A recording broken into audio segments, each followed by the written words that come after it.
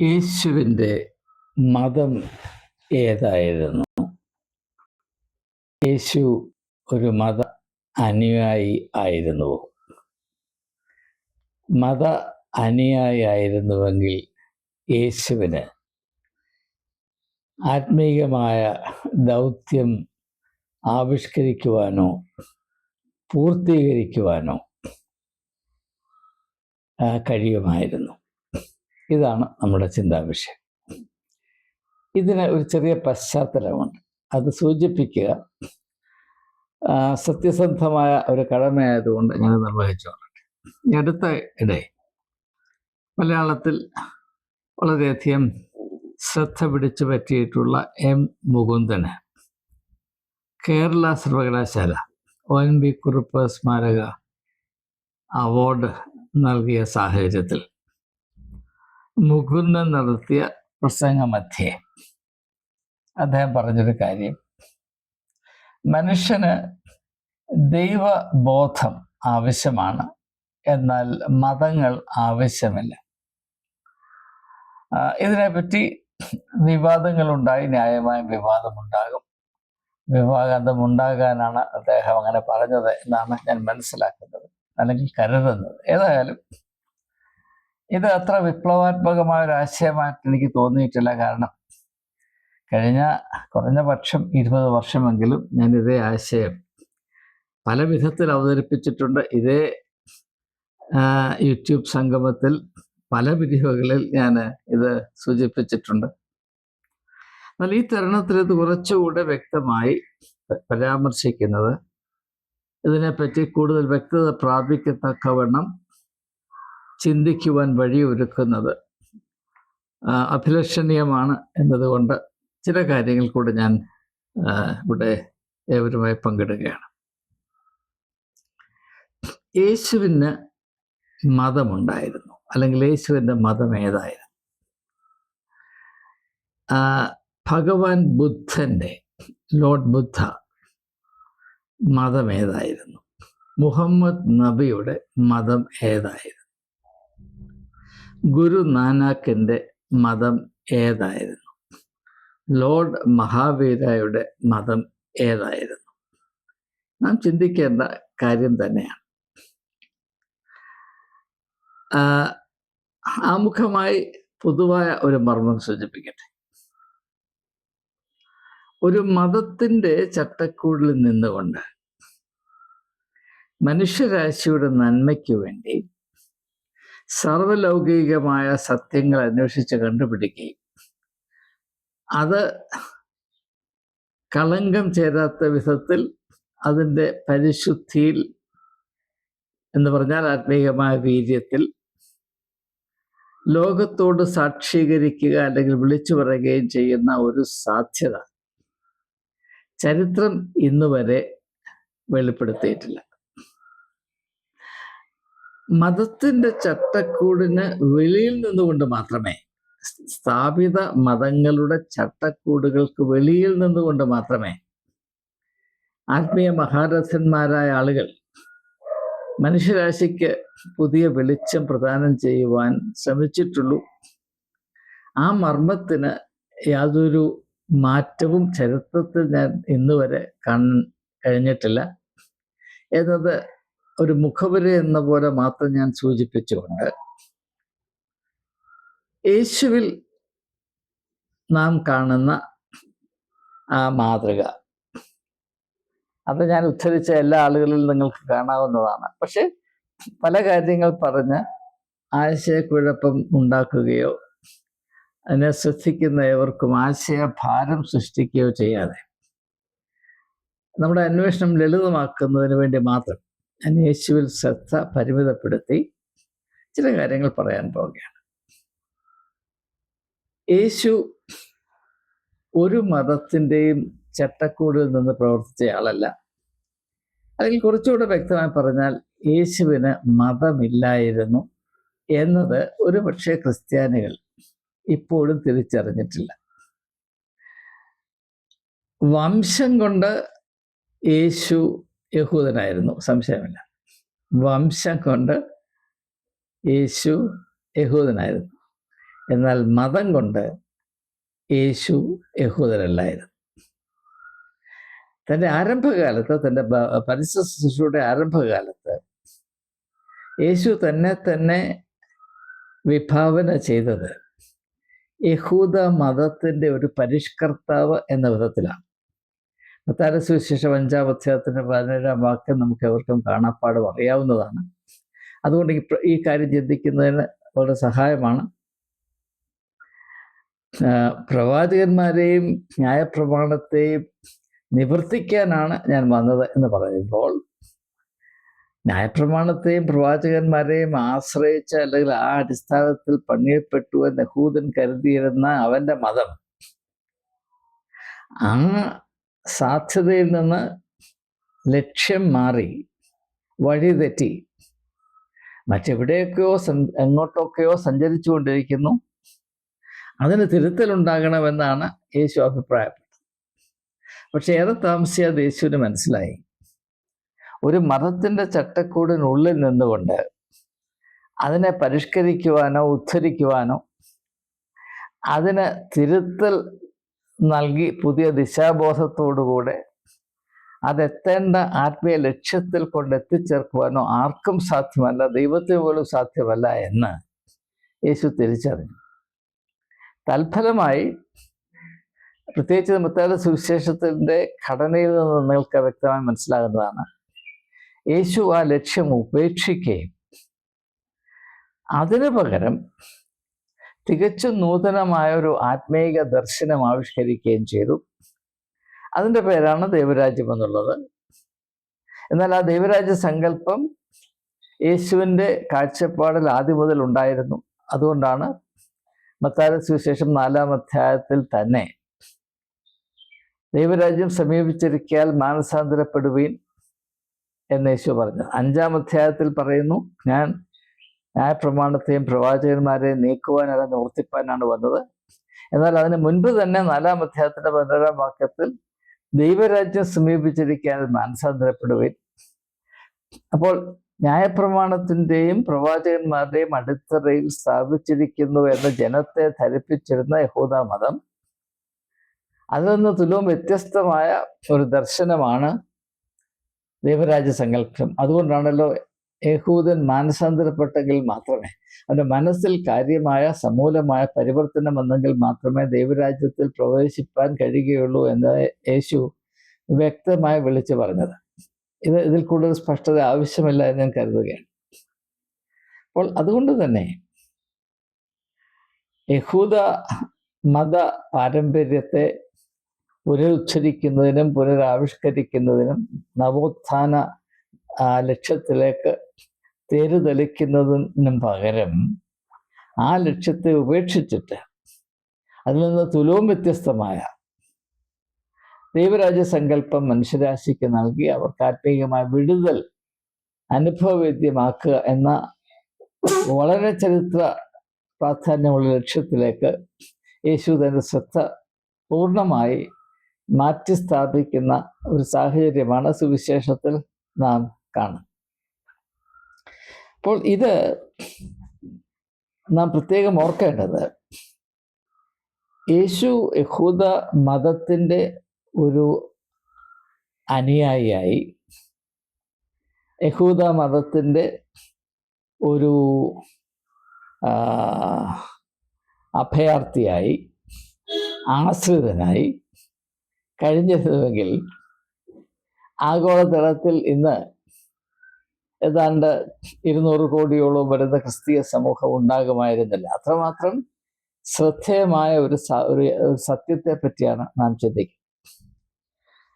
അപ്പോൾ യേശുവിന് മതമില്ലായിരുന്നു എന്ന് ഞാൻ അഭിപ്രായപ്പെടുമ്പോൾ അതിൻ്റെ വസ്തുതാപരമായ അടിത്തറ ഒന്ന് ചൂണ്ടിക്കാണിക്കുക എൻ്റെ കടമയാണ്. അത് വലിയ ക്ലേശമില്ലാത്ത ഒരു ദൗത്യമായിട്ടാണ് എനിക്ക് അനുഭവപ്പെടുന്നത്. മതത്തെപ്പറ്റി നാം ചിന്തിക്കുമ്പോൾ പ്രധാനമായും 3 കാര്യങ്ങളാണ് നമ്മുടെ മനസ്സിൽ കടന്നു വരുന്നത്. ഒന്ന്, മതഗ്രന്ഥം, സ്ക്രിപ്ചർ എന്ന് ഇംഗ്ലീഷിൽ പറയും. 2, വിശ്വാസ പ്രമാണങ്ങൾ, ഡോക്ട്രിൻസ് ആൻഡ് ഡോഗ്മാസ് എന്ന ഇംഗ്ലീഷിൽ പറയും. 3 ആചാരക്രമങ്ങൾ, ആചാര അനുഷ്ഠാന ക്രമങ്ങൾ, റൈറ്റ്സ് ആൻഡ് റിച്വൽസ് എന്ന് ഇംഗ്ലീഷിൽ പറയും. ഇത് ഓർത്തിരിക്കാൻ ഒരു പ്രയാസവുമില്ല, വളരെ ലളിതമാണ്. നഴ്സറിയിൽ പഠിക്കുന്ന ഒരു കുഞ്ഞിന് പോലും ഇത് ഓർത്തിരിക്കാൻ വളരെ എളുപ്പമാണ്. Scripture, dogmas and rituals. 3 വാക്ക് ഓർത്തിരുന്നാൽ മതി. Scripture, dogma and ritual. ഈ 3 വാക്ക് മാത്രം മതി. അപ്പോൾ ഏത് സ്ക്രിപ്ചറാണ് യേശു അതേപടി ആശ്രയിച്ചത്? യേശു പഴയ നിയമത്തിൽ നിന്ന് അപൂർവം ചില സാഹചര്യങ്ങളിൽ ചില കാര്യങ്ങൾ ഉദ്ധരിക്കുന്നുണ്ട്. വളരെ അപൂർവം, വളരെ വളരെ അപൂർവം. എന്നാൽ ആ പഴയ നിയമത്തിൻ്റെ ഏറ്റവും കാതലായ ഭാഗമെന്ന് യഹൂദൻ ധരിച്ചു വച്ചിരുന്ന മോശയുടെ പ്രമാണം,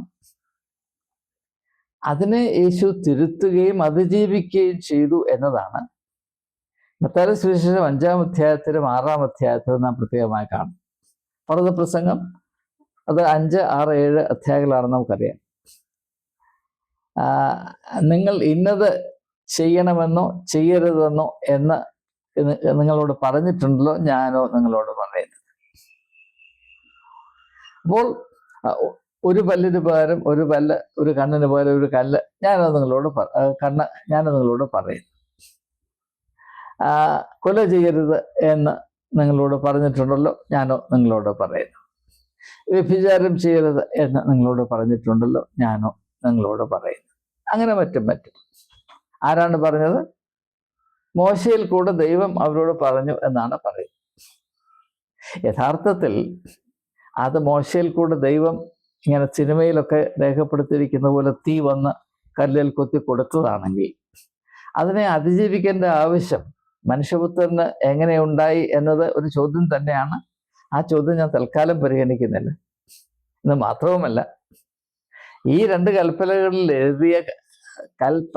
എഴുതിയ കൽപ്പനയുമായി മോശ മലയിൽ നിന്ന് താഴോട്ട് ഇറങ്ങി വരുമ്പോൾ അവൻ്റെ സഹോദരനായ അഹറോൻ ഉണ്ടാക്കിയ സ്വർണ്ണ കാളക്കുട്ടിയെ ആളുകൾ ആരാധിച്ച് തിമിർത്ത് അവര് മത്ത് പിടിച്ചിരിക്കുന്ന സാഹചര്യത്തിൽ ധർമ്മരോഷം പൂണ്ട് മോശ കൽപ്പന എറിഞ്ഞെന്നും അതുകൊണ്ട് 3000 പേര് ചത്തുപോയെന്നും അവിടെ രേഖപ്പെടുത്തിയിരിക്കുന്നു. സിനിമയിലും നമ്മൾ കണ്ടതാണ്. പക്ഷെ കൊല ചെയ്യരുതെന്ന് ഉള്ള കൽപ്പന കൊണ്ടാണ് ഈ കൊല ചെയ്തിരിക്കുന്നത്. കൊല ചെയ്യരുത് എഴുതി വെച്ച കൽപ്പന കൊണ്ടാണ് 3000 പേരെ കൊന്നൊടുക്കുവാനുള്ള ഒരു സാഹചര്യം ഉണ്ടായത്. ഇത് നാം തിരിച്ചറിയേണ്ട യാഥാർത്ഥ്യമാണ്. ഇതാരും പോക്കറ്റിൽ നിന്ന് പറയുന്നതല്ലല്ലോ, വചനത്തിലുള്ള കാര്യം മാത്രമാണ്. അപ്പോൾ അതുകൊണ്ട് യേശു പഴയ നിയമത്തെ അതുപോലെ സ്വീകരിച്ചു എന്ന് പറയുന്നതിനകത്ത് വലിയ കാര്യമൊന്നുമില്ല.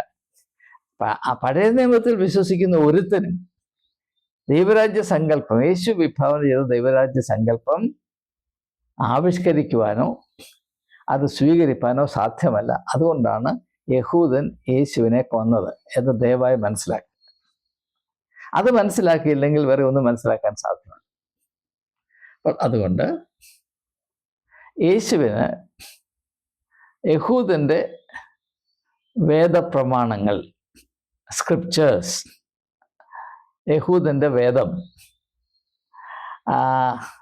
ബാധകമായിരുന്നില്ല. അത് വാസ്തവത്തിൽ അത് തന്നെ നാം ശ്രദ്ധിച്ചാൽ യേശുവിന് മുൻപുണ്ടായിരുന്ന പ്രവാചകന്മാരുടെ മതം ഏതായിരുന്നു? പ്രവാചകന്മാരുടെ മതം യഹൂദന്റെ മതമായിരുന്നു. അങ്ങനെയായിരുന്നുവെങ്കിൽ എന്തുകൊണ്ടാണ് യഹൂദന്മാർ പ്രവാചകന്മാരെ പീഡിപ്പിച്ചത്, കൊന്നൊടുക്കാൻ ശ്രമിച്ചത്? എന്തുകൊണ്ട്? അപ്പോൾ യഹൂദന്റെ മതഗ്രന്ഥമെന്ന് പറയുന്നത് അതിൽ തന്നെ വലിയ വലിയ പ്രശ്നങ്ങൾ ഉൾക്കൊള്ളിച്ചാണ് രേഖപ്പെടുത്തി വെച്ചിരിക്കുന്നതെന്ന് മനസ്സിലാക്കണം. പ്രവാചകരെ കൊന്നൊടുക്കുക യഹൂദ മതത്തിൽ വിശ്വസിക്കുകയും വിലമതിക്കുകയും ചെയ്യുന്ന ആളുകളുടെ പരിപാവനമായ കടമയാണ് എന്ന ഒരു ധാരണ വരുത്തി വെക്കുവാനും പഴയ നിയമം ഉപയോഗിച്ചിട്ടുണ്ട്. അത് തീർച്ചയായും യഹൂദ മത പാരമ്പര്യത്തിൻ്റെ ഒരു പ്രധാനപ്പെട്ട ഘടകം തന്നെയാണ്. കൊല ചെയ്യരുത് എന്ന് പറയുമ്പോൾ കൊല ചെയ്യണം എന്ന് പറയുന്ന ആ പ്രവണത അതെല്ലാ മതത്തിലും അങ്ങനെ തന്നെയാണ്. മതത്തിൻ്റെ ഒരു പ്രത്യേകത ഇങ്ങനെയാണ്. അപ്പോൾ മതത്തിൻ്റെ ഒരു സുപ്രധാന ഘടകമായ വേദം, സ്ക്രിപ്ചർ. രണ്ടാമത് ഡോഗ്മാസ് ആൻഡ് ഡോക്ട്രിൻസ്. പഴയ നിയമത്തിൽ ഏത് ഡോഗ്മയാണ് യേശു സ്വീകരിച്ചത്, ഏത് ഡോഗ്മ അനുസരിച്ചാണ് അല്ലെങ്കിൽ വിശ്വാസ പ്രമാണം അനുസരിച്ചാണ് യേശു പ്രവർത്തിച്ചത്? പഴയ നിയമത്തിലെ ദൈവസങ്കല്പം എന്താണ്? ദൈവം യോദ്ധാവാണ്, യഹൂദന്മാർക്ക് വേണ്ടി മാത്രം കരുതുന്നവനാണ്, അവിടെ രാജ്യത്തിൻ്റെ സംരക്ഷകനാണ്. അങ്ങനെയൊരു സങ്കല്പം യേശുവിൽ നിങ്ങൾക്ക് കാണിക്കാൻ സാധിക്കും. എല്ലാ ലോകത്തിലുള്ള എല്ലാ ജീവജാലങ്ങളെയും മനുഷ്യജാതി ആകമാനം ഒന്നുപോലെ കരുതുകയും സ്നേഹിക്കുകയും ചെയ്യുന്ന ദൈവം, നല്ലവരുടെ മേലും തീയവരുടെ മേലും തന്നെ അനുഗ്രഹത്തിന്റെ മഴ പെയ്യ്ക്കുന്ന ദൈവം. അങ്ങനെ ഒരു സങ്കല്പം നിങ്ങൾക്ക് പഠനത്തിൽ കാണിക്കാൻ സാധിക്കും. അപ്പോൾ ഡോക്ട്രിൻസ് ആൻഡ് ഡോഗ്മാസ്. പിന്നെ റിച്വൽസിന്റെ കാര്യം, ഏത് ആചാര അനുഷ്ഠാനങ്ങളാണ് യേശു നിവർത്തിച്ചത്? അപ്പോൾ ഏറ്റവും പ്രധാനപ്പെട്ട ഒരു ഉദാഹരണം പറഞ്ഞാൽ, അതായത് ഞാൻ പറയുന്ന ആശയങ്ങൾക്കെതിരായിട്ടുള്ള ഏറ്റവും പ്രധാനപ്പെട്ട ഉദാഹരണം പറഞ്ഞാൽ, യോഹന്നാന്റെ സുവിശേഷം 5-ാം അധ്യായത്തിൽ യേശു യഹൂദന്മാരുടെ പെരുന്നാൾ ആഘോഷിക്കുന്നതിന് യെരൂശലേമിലേക്ക് പോയതായി പറയുന്നു. അത് യഹൂദന്റെ ആചാരമാണ്, സമ്മതിക്കും. പക്ഷേ അങ്ങനെ യഹൂദന്മാരുടെ പെരുന്നാൾ ആഘോഷിക്കാനായിട്ട് യെരൂശലേമിൽ പോയ യേശുവിനെ നമ്മൾ എവിടെയാണ് കാണുന്നത്? ഒരു യഹൂദനെയും കാണാത്തിടത്താണ് കാണുന്നത്. ബെത്സൈദ കുളക്കരയിലാണ്. യഹൂദന്റെ മത അഹങ്കാരമായ അവന്റെ ദേവാലയത്തിലല്ല, അശരണരായ ആളുകൾ കിടക്കുന്ന ബെത്സൈദ കുളക്കരയിലാണ് അവനെ കാണുന്നത്. അപ്പൊ അവിടെയും വ്യത്യാസമാണ്. യഹൂദനിൽ നിന്ന് അവനോട് സഹകരിക്കുന്നു എന്നതിൽ കൂടെ വ്യത്യാസം യേശു കാണിക്കുക. അത് യേശുവിന്റെ വ്യക്തിത്വമാണ്. യഹൂദിന്റെ പാരമ്പര്യം അതുപോലെ ആവർത്തിച്ചുകൊണ്ടിരിക്കുന്ന ഒരു മനുഷ്യനും യേശുവിന്റെ വ്യക്തിത്വം പ്രാപിപ്പാനോ യേശുവിന്റെ ദൗത്യം ഒന്ന് ആലോചിക്കാൻ പോലും സാധ്യമല്ല. പിന്നാണല്ലോ അത് പൂർത്തീകരിക്കും. പിന്നെ പുരോഹിതവർഗം. ഏത് പുരോഹിതവർഗത്തിന് മേൽക്കോയ്മയാണ് യേശു സ്വീകരിച്ചത്? നിങ്ങൾ ആലോചിക്കും. പൊതുവെ പറഞ്ഞാൽ യഹൂദ മതത്തിന്റെ ഒരു ശത്രുവായി അന്നത്തെ മതപുരോഹിത വർഗം യേശുവിനെ കണ്ടതിൽ യാതൊരു അതിശയോക്തിക്കും ഇടമില്ല. അങ്ങനെ മാത്രമേ അവനെ കാണാൻ സാധ്യത. എന്ന് മാത്രമല്ല, ഇന്ന് യേശുവിന്റെ പേരിൽ സ്ഥാപിക്കപ്പെട്ട ക്രിസ്തു മതത്തിൽ ആരെങ്കിലും യേശുവിന്റെ ആശയങ്ങൾ അതുപോലെ അതിൻ്റെ ആത്മാവിലും സത്യത്തിലും അവതരിപ്പിച്ചാൽ അവനെ ക്രിസ്തീയ മതത്തിന്റെ, ക്രിസ്തീയ സഭകളുടെ ശത്രുവാണ് എന്ന് മാത്രമേ കാണുകയുള്ളൂ. യാതൊരു സംശയമില്ല. അനുഭവത്തിന്റെ തീച്ചൂളയിൽ നിന്നുകൊണ്ട് ഞാൻ സാക്ഷ്യപ്പെടുത്തുകയാണ്. സഭകളാൽ വെറുക്കപ്പെടുവാൻ നിങ്ങൾ ഒറ്റ കാര്യം ചെയ്താൽ മതി. യേശു പറഞ്ഞത് ഇതാണ് എന്ന് മാത്രം പറഞ്ഞാൽ മതി. വേറെ ഒന്നും വേണ്ട. നിങ്ങൾക്കും കിട്ടും ഒരു കുരിശ്, നല്ല ഒരു കുരിശ്. അപ്പൊ ഇതാണ് എൻ്റെ യാഥാർത്ഥ്യം. അപ്പോൾ ആദ്യമായി നാം അറിയേണ്ടത്, യേശു ഒരു മതത്തിൻ്റെയും സന്തതിയോ സംരക്ഷകനോ ആയിരുന്നില്ല എന്ന് മാത്രവുമല്ല, മതത്തിന്റെ അടിമത്വത്തിൽ നിന്ന് മനുഷ്യനെ വിമോചിപ്പിച്ചാൽ മാത്രമേ അവന് ദൈവത്തോട് അടുക്കുവാൻ സാധ്യമാകുകയുള്ളൂ എന്ന് യേശു വ്യക്തമായി ധരിച്ചിരുന്നു. അപ്പോൾ യേശു തന്നെ പറ്റി പറയുന്ന ഏറ്റവും ശ്രദ്ധേയമായ പ്രസ്താവന എന്താണ്? ഞാനും എൻ്റെ പിതാവും ഒന്നാകും. അങ്ങനെ പ്രത്യേകിച്ച് എടുത്തു പറയേണ്ട ആവശ്യം എന്താണ്? മതത്തിന്റെ അടിമത്വത്തിൽ കഴിയുന്ന ഒരു മനുഷ്യർക്കും ഒരു കാലത്തും എത്തിപ്പെടാൻ കഴിയാത്തൊരു മഹനീയമായ അവസ്ഥയാണ് ഞാനും ദൈവവും ഒന്നാകുന്നു എന്ന അവസ്ഥ. ഇന്ന് ആരോടെങ്കിലും പറയുകയാണ്, ഒരു വ്യക്തിക്ക് യേശു പറഞ്ഞതുപോലെ ഞാനും എൻ്റെ പിതാവും ഒന്നാകും. ഒന്നാമത് ദൈവത്തെ എൻ്റെ പിതാവ് എന്ന ദൈവം എൻ്റെ പിതാവാണ് എന്ന ആ ഒരു കാഴ്ചപ്പാട് ദൈവത്തെ ചിന്തിപ്പാൻ ആർക്കും, മതത്തിൽ വിശ്വസിക്കുന്ന ഒരുത്തർക്കും സാധ്യമല്ല. കാരണം മതം പറയുന്നത് നിങ്ങളെല്ലാം പാപികളാണ്. പാപം ചെയ്ത് എല്ലാവരും ഒന്ന് ദൂരെ അങ്ങ് കുപ്പക്കുഴി കിടക്കുകയാണ്. പിന്നെ എങ്ങനെയാണ് ദൈവത്തെ എൻ്റെ അപ്പനാണെന്ന് പറയുന്നത്? ഒരിക്കലും അത് സാധ്യമല്ല. അതുകൊണ്ട് അന്നാണെങ്കിലും ഇന്നാണെങ്കിലും മതം എന്നത് മനുഷ്യൻ ദൈവത്തിൽ നിന്ന് അകന്നുപോയി എന്നതിൻ്റെ ഒരു ബൈ പ്രോഡക്റ്റാണ്. അതുകൊണ്ട് തന്നെ ഒരു മതത്തിലും ആത്മാവിലും സത്യത്തിലും ദൈവത്തെ അറിയുവാനോ അനുഭവിപ്പാനോ ഉള്ള സാധ്യതയേ ഇല്ല. മതം മനുഷ്യൻ ദൈവത്തിൽ നിന്ന് അകന്നുപോയി എന്നതിൻ്റെ അടയാളപ്പെടുത്തലാണ്. യേശുവോ ദൈവവും മനുഷ്യരും ഒന്നായി ചേരാൻ ഉള്ള എല്ലാ വാതിലും തുറന്നിരിക്കുന്നു, ദൈവം തന്നെ തുറന്നിരിക്കുന്നു എന്നതിൻ്റെ ഇഹലോക ആത്യന്തിക സത്യവും അതിൻ്റെ ആവിഷ്കാരവുമാണ്. ഇതാണ് എൻ്റെ വ്യത്യാസം. അപ്പോൾ അങ്ങനെയുള്ളൊരു വ്യക്തിക്ക് എങ്ങനെയാണ് മതം ഉണ്ടാകുന്നത്? മതത്തിൽ നിന്ന് മനുഷ്യനെ വിടുവിക്കാൻ വന്ന ഒരു വ്യക്തിക്ക് എങ്ങനെയാണ് മതം ഉണ്ടാകുന്നത്? എന്നാൽ അപ്രകാരമുള്ള ഒരു വ്യക്തി, അത് പ്രവാചക ദൗത്യ തുല്യമായ ഒരു ഇടപെടൽ, അതിന് തന്നെ പ്രതിഷ്ഠിച്ചിരിക്കുന്ന ഒരു വ്യക്തിത്വം, ആ അത്ഭുതകരമായ ആത്മീയ വ്യക്തിത്വത്തിൽ കൂടെ മനുഷ്യരാശിക്ക് ലഭിക്കുന്ന അമൂല്യമായ ആത്മീയ അറിവുകളും അനുഭവങ്ങളും ആസ്പദമാക്കി ഒരു വിശ്വാസ കൂട്ടം, എ ഫെയ്ത്ത് കമ്മ്യൂണിറ്റി ഉടലെടുക്കുകയും ഏറെ താമസിയാതെ അവരുടെ ഇടയിൽ തന്നെ ഒരു കൂട്ടം മിടുക്കരായ ആളുകൾ പുരോഹിതന്മാരെന്ന് പറഞ്ഞ് സ്വയം അവതരിപ്പിച്ച് അവരിത് മുഴുവനും കൈക്കലാക്കുകയും ചെയ്യും. ഇതെൻ്റെ അഭിപ്രായമല്ല. മതത്തെപ്പറ്റി നമുക്ക് വായിക്കാവുന്ന ലോക ചരിത്രത്തിലെ 5 പ്രധാനപ്പെട്ട പുസ്തകങ്ങൾ എടുത്താൽ അതിൽ ഉൾപ്പെടുത്തുവാൻ യോഗ്യതയുള്ള ഒരു പുസ്തകമുണ്ട്. അത് സോഷ്യോളജി ഓഫ് റിലിജിയൻ എന്ന ശീർഷകത്തിൽ മാക്സ് വെയ്ബർ എന്ന് പറയുന്ന പ്രസിദ്ധ ചിന്തകൻ എഴുതിയ പുസ്തകമാണ്. Sociology of religion by Max Weber, MAX, Max WEBER, Weber. അത് നെറ്റിൽ നിന്ന് നിങ്ങൾക്ക് അനായാസം എടുക്കാവുന്നതാണ്, വായിക്കാവുന്നതാണ്. മതം മനുഷ്യൻ സൃഷ്ടിച്ചതാണ്. പക്ഷെ അങ്ങനെ മനുഷ്യൻ സൃഷ്ടിക്കണമെങ്കിൽ അവന് സ്വന്തമായ അത്ര വലിയ കഴിവൊന്നുമില്ല. ആത്മീയ സർഗാത്മകത കുറവാണ്. അതുകൊണ്ട് ദൈവത്തിൻ്റെ കൃപ കൊണ്ട്, ദൈവത്തിൻ്റെ ഇടപെടലുകൾ കൊണ്ട് ഉടലെടുക്കുന്ന ഒരു വലിയ ആത്മീയ അറിവിൻ്റെ അനുഭവത്തിൻ്റെ സംഹിത ഉണ്ടാകണം, ഖജനാവ് ഉണ്ടാകണം. അതെടുത്ത് ദുരുപയോഗം ചെയ്ത് മനുഷ്യൻ സൃഷ്ടിക്കുന്ന ഒരു വിഭവമാണ് ഈ മതമെന്നാണ് മാക്സ് വെയ്ബർ പറയുന്നത്. അത് ശ്രദ്ധേയമായ ഒരാശയം തന്നെയാണ്.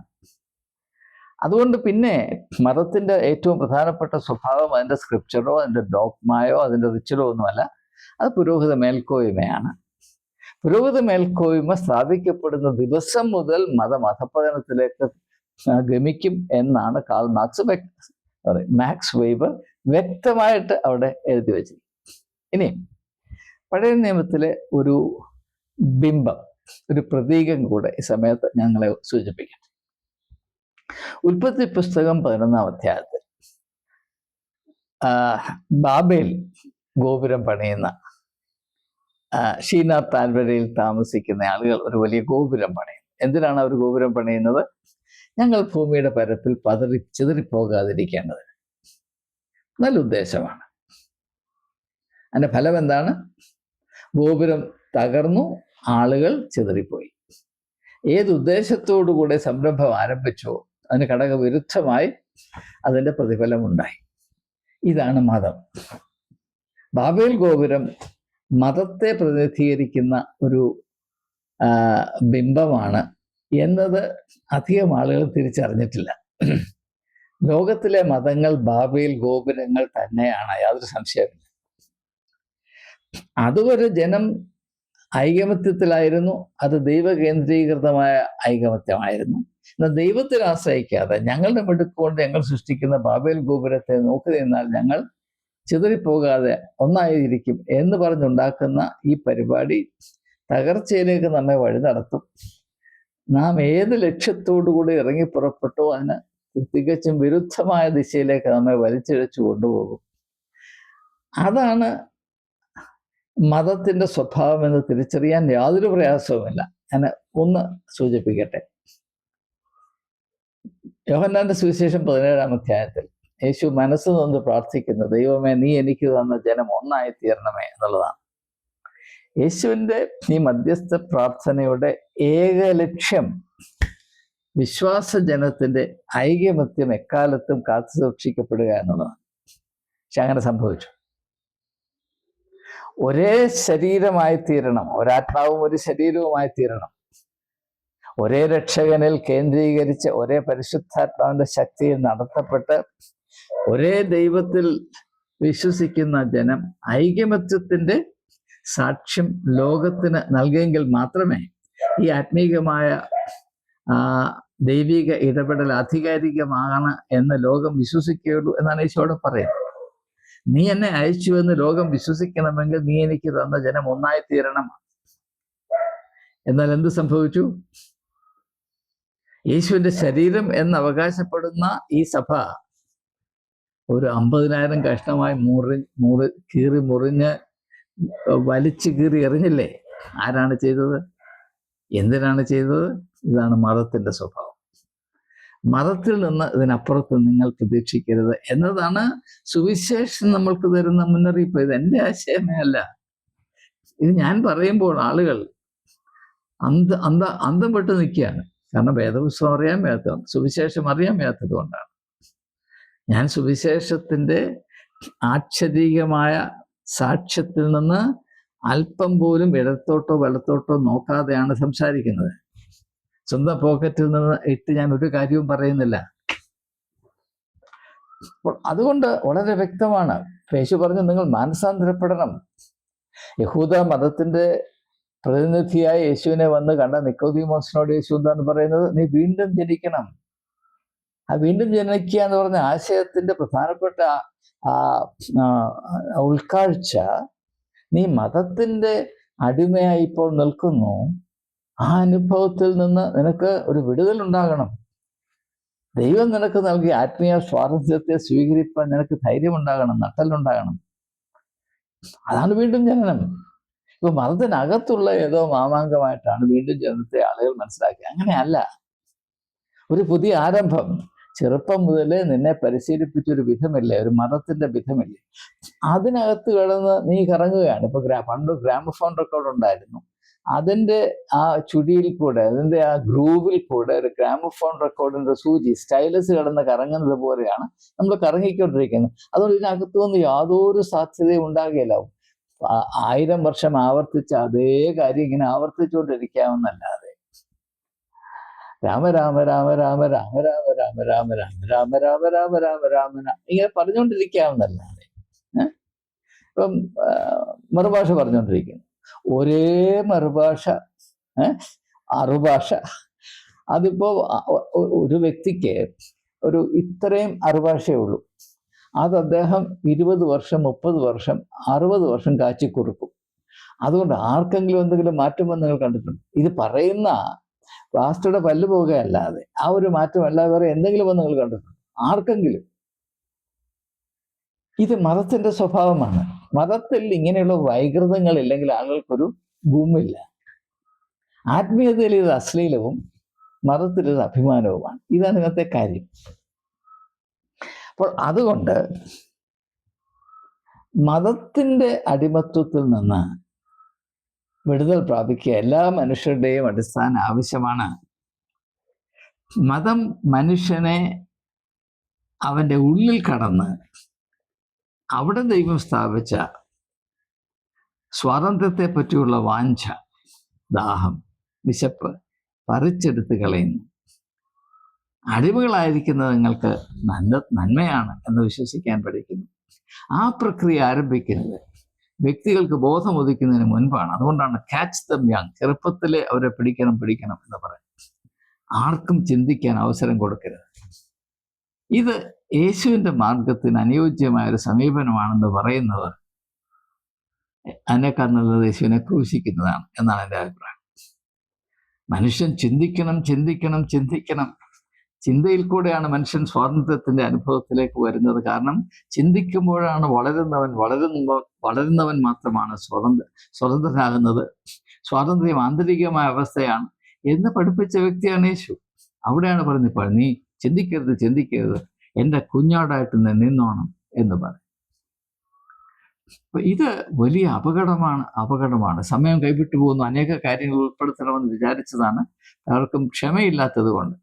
ക്ഷമയില്ല എന്നത് ആധുനിക മനുഷ്യന്റെ ഏറ്റവും വലിയ അഭിമാനമാണ്. അത് മാനിച്ചുകൊണ്ട് ഞാൻ ചിന്തകൾ ഉപസംഹരിക്കാൻ പോകുകയാണ്. ദയവായി മനസ്സിലാക്കുക, യേശു ഒരു ക്രിസ്ത്യാനി ആയിരുന്നില്ല. ഇന്ന് ക്രിസ്തുമതത്തിന്റെ ഒരു കച്ചവട ചരക്കാക്കി മനുഷ്യപുത്രനെ അപമാനിച്ചുകൊണ്ടേയിരിക്കുന്നതിലുള്ള വലിയ വേദന ഒന്ന് സൂചിപ്പിച്ചുകൊണ്ട് വിരമിക്കുന്നു. ഏവർക്കും നമസ്കാരം.